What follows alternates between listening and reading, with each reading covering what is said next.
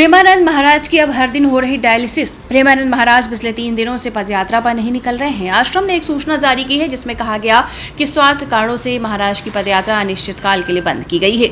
ये सुनते ही भक्तों की आंखों में आंसू आ गए। वृंदावन के रमण रेती इलाके में स्थित केली कुंज आश्रम के रास्ते पर रोज भारी संख्या में भक्त पहुंच रहे हैं। इससे आपको बता दें, उन्हें उम्मीद है कि शायद प्रेमानंद महाराज के दर्शन हो जाए। भक्तों का कहना है कि महाराज के प्रवचन ने युवाओं के जीवन में बदलाव ला दिया है। राधा रानी उन्हें जल्दी ठीक करें। 4 दिन पहले तक प्रेमानंद महाराज की उनके फ्लैट में हफ्ते में 5 दिन डायलिसिस होती थी, अब रोजाना हो रही है। किडनी संबंधी समस्या से जूझ रहे संत प्रेमानंद महाराज को ये समस्या हुई है। प्रेमानंद महाराज रात 2 बजे वृंदावन में श्री कृष्ण शरणम सोसाइटी से रमणलेती स्थित आश्रम हित राधा केली कुंज के लिए निकलते हैं। 2 किलोमीटर पैदल चलकर जाते हैं। प्रेमानंद महाराज के दर्शन के लिए रात को हजारों की संख्या में भक्त पहुंच जाते हैं। आम दिनों में ये संख्या करीब 20,000 के करीब होती है। वीकेंड पर दर्शन करने वाले भक्तों की संख्या लाखों में पहुंच जाती है। वहीं बड़े पर्वों पर 3 लाख से ज्यादा हो जाती है। बुधवार को इस रास्ते पर हजारों की संख्या में भक्त इंतजार में खड़े रहे, मगर महाराज नहीं निकले। भक्त मायूस होकर लौट गए।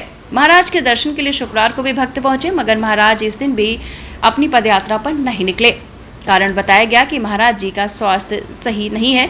जब भक्तों को उनके अस्वस्थ होने का पता चला तो उनकी आंखों से आंसू आ गए।